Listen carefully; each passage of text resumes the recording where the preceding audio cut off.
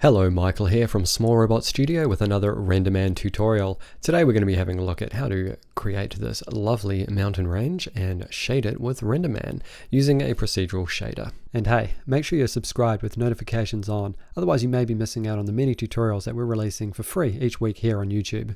So the first thing that we're going to do is create a polyplane, and we're going to increase its size to whatever you like, but I'm going to go 100 by 100 so it's nice and big. And we can turn off our grid now, and then we'll do some subdivisions. Your subdivisions will be determined by what your computer can handle. It doesn't have to be super high because we're going to be using displacement for the noise and a bump map as well. So just something so you get a reasonable silhouette is all you really need. I'm going to use 250 by 250, which is fine for my computer.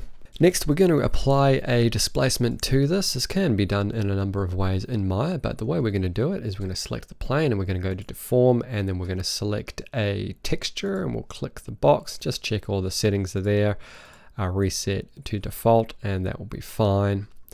Then we will go into the attribute editor for our texture deformer, which you can find if you select your plane.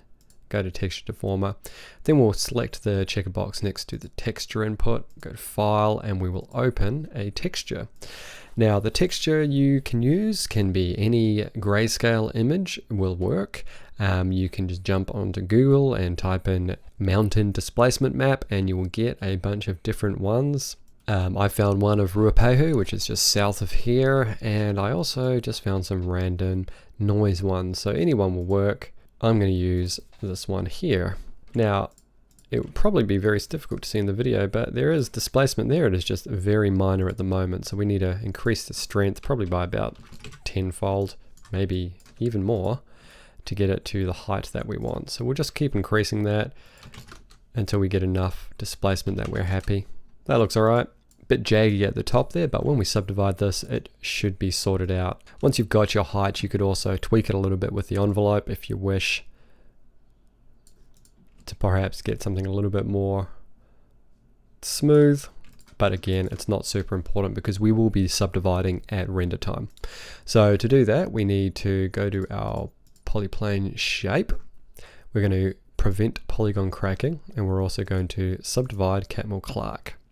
And this is under the Renderman low because we're using Renderman, obviously. I'm also just going to put a very simple light in the scene by right-clicking on the sun, and we're going to use a Pixar environment daylight because it just looks very good off the bat. And if we run an IPR now, that's the result we get. So you can see that it's smoothed out all of the jagginess that was at the top there. And again, this is fairly low resolution, and that is fine because we will be getting our detail from our bump map. Now, if you want to make some additional changes to this, you can actually jump into sculpting, and you could use the sculpting brush. If you click on your plane there, you'll get your sculpting brush, which you can hold down B and left click drag to change the size of. You could also double click into here, and you could go to stamp, and then you can select a stamp from either the Maya palette, or you could import one if you wish. So, you know, this one kind of could work nicely as some nice mountainy things. So you could add some extra displacement in spots if you wish. You could also decrease the size, and if you hold down Control and click, you will get inverted displacement, so it will make holes. Now, last week we created a very simple rock using displacements and shaders and whatnot, and we're going to be using a similar technique here, but we're going to add some snowy peaks to our shader and do some extra look dev as well.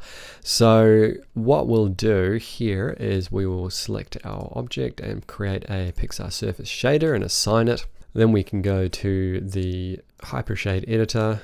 We'll just clear that, and we'll grab the shader we just created, and we'll call this mountain shader. It doesn't matter what you call it. So we're going to use the same triplanar projection method that we used previously. So we'll just grab a PXR round cube, and if you didn't watch the previous tutorial, it's probably worth watching before you try and do this one. However, you should be able to follow along without doing it. We'll make sure that we change that to three textures on our Pixar round cube, and then we need a multi-texture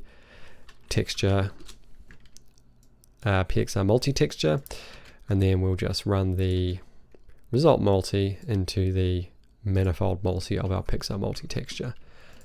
And then for now, that result RGB can go into our diffuse color, and we'll select 3 rock textures. So again, these can be anything. I'm just going to pick ones at random. I'm looking for ones that have got high contrast because we're going to be using these for our bump as well. So we'll run an IPR and just see what that's done. Okay, so you can see that we've got some now colored texture on there. I would say that these maps probably could do with being higher resolution. Probably if you're rendering at 1080p, rule of thumb is you want to double it, though to have more detail in these maps, going as high as 4K might help. Using these for displacement and bump mapping though, the higher your resolution is, the longer it will take you to render. So it doesn't look super exciting at the moment, so let's go in and make some changes to make this a little bit more interesting. First thing we're going to do is create a PXR bump and run our result RGB into a float, PXR2 float into there, and then the result F can go into our input bump, and then the result N can go into our bump normal from our bump map. So now we should have a little bit more detail here, as you can see, compared to there. A little bit too bumpy at the moment probably, so we could just reduce that a little bit by taking our bump map scale down to 0.1. So if you compare those two, that's a 0.1's probably okay, maybe even a little bit lower. It's up to you as to how bumpy you want it. Your bumpiness will sort of be determined by the sort of overall scale you're looking for here. It's difficult to determine the scale of these mounters at the moment though, because we don't have anything that is familiar to a human being that would give them an idea of what the scale is. So normal things that you would use would be a person, chuck a person in there. If you put a real tiny person there, you'll be like, well, that must be a big mountain. Birds, another classic CG example of what you'd find for scale. We could also use a PXR displace, and we'll just get rid of that shading group there and run the out color into the displacement shader input of our shading group.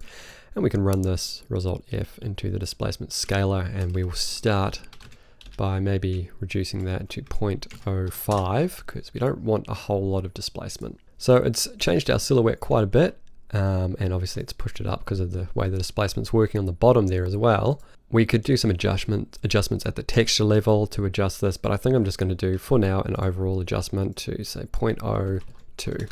So it's not a huge difference if you compare it to the bump map. So this is the displacement, this is the bump map, just giving us a little bit more randomness on the silhouette, which is fine for now. So we've got some interesting things happening. We've got these big scrapes through the terrain, which could be sort of seen as tectonic plates or something like that. So just look for interesting details like that in your textures, and you should be able to find make something interesting. Okay, so now we're going to create a PXR blend, and we're going to run the PXR multi-texture RGB value out into the bottom RGB, and we're going to use a ramp, PXR ramp, and we're going to run the result RGB R into the top alpha, and then we're going to set our top color to be white and our operation to be normal, because we're basically just creating layers here. Now you could use a pixel layered shader. I'm just going to do it in the one shader though, because it's fairly straightforward. So we'll run the RGB out into this top input here, and then we'll just select diffuse color. So to get our snow to work here correctly, we have to add UVs to our plane. Now if you do this with a planar, so we get this Y direction, you'll notice that it destroys our texture deformation, and that's because the deformation's happening based on the UVs. So what we need to do here is select the plane, and you can use Alt, Shift and D to delete the history, or you can just go to Edit, Delete by Type, History, and now we can go ahead and UV it with a planar UV, and you'll see it keeps that displacement. So now if we render that,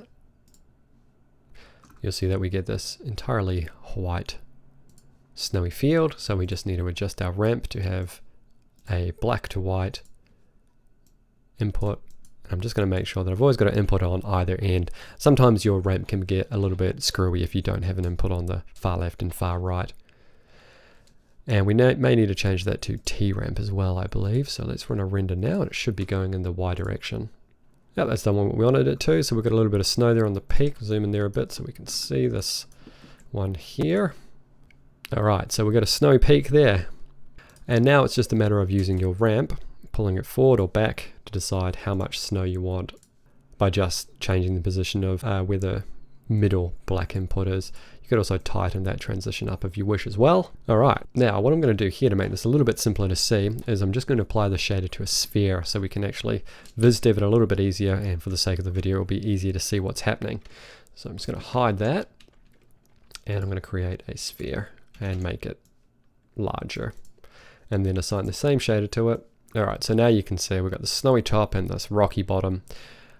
This displacement is the same the whole way through though, so we can adjust that so the snowy areas are a little bit smoother, because you'd expect that the snow is going to clump up and the wind's going to blow it and smooth it over and all that. So to smooth out the snow bump, what we're going to do is create a PXR invert, and we're just going to invert the output of our result RGB from the snow, and then we're going to create a new PXR blend. And we're going to run that result RGB into the top and the result RGB from our texture into the bottom. And then from that blend, we are running that result RGB into the bump. So this is going to be our snow bump. And on our sphere, I just want to make sure that we turn on prevent polygon cracking and just smooth subdivided as well. So now what we need to do with our snow bump, which we'll call snow bump blend, is just reduce the top alpha, which is the snow input, the alpha for that. So as you reduce it, and actually set this to multiply, as you reduce it, the snow area will become more bumpy, and as you increase the alpha, the snow area will become smoother. So I'll just do a render of either end so you can get an idea of the difference it makes. Okay, so that is the alpha set to 0.889, and this is it set to 0.1. So you can see that it's still bumpy down here for the most part, but because of that transition, we're obviously smoothing that transition between. But those areas which are mainly just the texture map are very bumpy, and then the areas that are the snow are not bumpy when we increase that alpha. So you just want to decide how smooth and bumpy or whatnot you want those areas to be. I think that kind of looks cool. I might just back it off a little bit here. We'll call it like 0.75, and I'm also just going to increase the amount, or decrease the amount of snow and increase the amount of dirt, so we can sort of see a good 50-50 there. Now the only other thing is that our transition between our snow and our sort of rock and dirt is pretty clean. We would like to actually add a little bit of noise to this transition, so we can do that with another blend. So we're just going to create a PXR blend again, and we're going to run that snow into the top RGB. We'll set this to multiply, and then we'll create a noise texture. So this, we'll just use a Voronoi and run that result RGB into the bottom there. And just to show you how this works, I'm just going to temporarily run this into the diffuse color input and disable our bump map. So you can see we still get this transition from white to black. If we increase the frequency of our Voronoi, you'll see that noise is now being multiplied in there. And we can use that to define how much of that edge is being multiplied. And we can also change the color offset in the Voronoi so it becomes more closer to white. And we could actually change the way that's blending to maybe something a little bit more impactful rather than a multiply. So hard light will actually give us that just difference at the edge there, which can be quite good. Hard mix will give you a more defined edge. So I'm just going to use hard light here, so I'm just really affecting the transitional area there. So now this PXR blend here is just our snow output. So wherever the snow RGB output was going, it is now going to be replacing those inputs. So we'll grab the result RGB and plug it into this PXR invert This blend output here was our diffuse color, and then we're going to use that RGBR for our top alpha.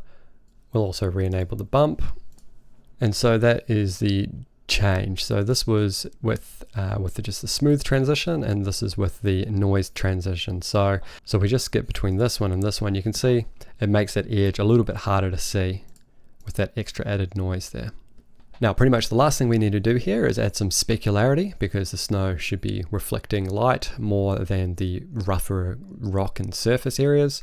So what we'll do here, and I'm sorry if this has become a little bit hard to follow because it's a little bit of a mess here in Maya, but close down the ones that we don't need to look at. So we've got our RGB blend node here, and this is what we're going to use for our specularity face color. So we're just going to use an HSL node, PXR HSL. We're going to run this into the RGB input, and we're going to reduce the saturation so it's just black and white. And we're going to run the result RGB. We can just plug into this top input here, and then we can select specular face color. So you can see what a difference that has made. Now we can reduce the amount of specularity with the luminance, so you can sort of see it as like a gain slider. So we might just keep that at 0.1 for now. But we also want to add some roughness in here because this looks much too tightly specular. So we can use this PXR invert here because this has inverted this ramp, which is what we want, because we want areas that are the ground to be sort of rougher, and the areas that are snowy to be less rough, a little bit more specular. And then we can drive this with a clamp. So what we'll do is create a PXR clamp, run the result RGB into that input RGB, and then we're just going to use a result RGBR from that, plug it into the mountain shader, and we will find specular roughness. Run that IPR again, and then we can just increase the minimum to get a bit more specularity, roughness there. And pretty much the areas that are in the rocky sort of part are going to be 100% rough, so they're essentially going to look diffused. So something like that looks good to me. So why don't we plug that into our mountain range rather than the sphere. Alright, so here's what it looked like previously. You can see that the bumpy areas of the snow are probably a little bit too bumpy. Overall, I'm not really enjoying this texture map that I use, but I'm just going to roll with it. And now you can see in this one, we've got the specularity, and we've got the snow line, which we can probably adjust a little bit. So we'll just use our ramp, snow ramp there, and we'll just bring the white down. So there you go, you can see that that's transitioning a little bit smoother now, and also you can transition that smoother by moving the distance between those two inputs. So you can see now at the scale that it sort of should be intended to be viewed from. It's not looking too bad. This area that I brought out with the brush doesn't look too good, to be honest, but this area from the texture displacement looks a lot better. We could do some final little things here to make the snow look a little bit nicer though. So I would probably, if you've got a little bit of extra render time, you could use this snow blend output here and run that result RGBR into the single scatter gain, and then we'll scroll down to single scatter, and we will change that color to be a very desaturated blue, and the other can be white. MFP of 10 is probably fine. And you can see if you compare without the subsurface scattering and with the subsurface scattering, it just makes the snow glow a little bit more. And speaking of glow, you could actually, if you really want, add that same output from your PXR blend from the snow into your glow gain, and then go down to glow, and you can just set that glow color to be that same blue, and then you can just reduce the value. So I wouldn't 100% recommend the glow. It just depends on your shot. You can see it sort of smooths it all out a little bit more, but you could also do that with the bump map. And you can clamp this and all sorts of things, but I'll sort of leave it there just for the sake of it. So that's it without any subsurface scattering. That's it with the subsurface scattering, and that is it with the glow. So it makes quite a bit of difference there.